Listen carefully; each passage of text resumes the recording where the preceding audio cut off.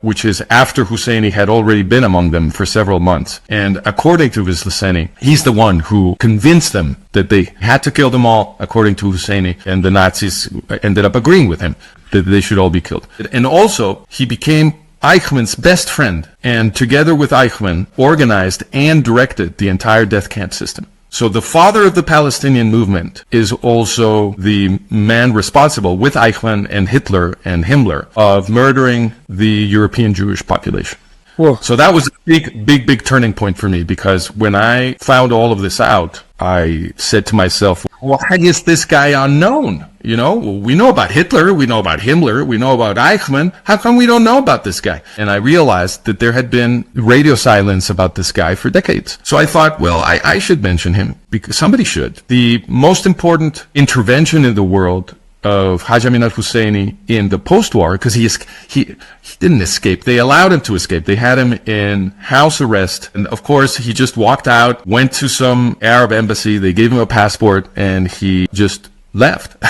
He went to Cairo, where Gamal Abdel Nasser, the Egyptian dictator, protected him. Nasser had been allying, like many other Muslim leaders, with the Nazis. So he protected Husseini in Cairo in the 1950s with the help of several German Nazi refugees that arrived there to also get protection from Nasser. Husseini used some of these people to train Yasser Arafat, Mahmoud Abbas, and a few other adolescents in the 1950s. And this is what became Al-Fatah. So Al-Fatah is a creation of Husseini's Arab Higher Committee. That was his organization. And Al-Fatah is the governing core of what we now call the Palestinian Authority. Obviously, being a creation of Husseini, PLO Fatah has the clear mission of finishing the job that Husseini left unfinished. So Arafat and Abbas were supposed to continue that holy mission of jihad. When I saw all this, I said to myself, so the Jewish state was created after World War II to protect Jews from Nazi exterminations. And here we have the organization created by the Nazi exterminator of the European Jews being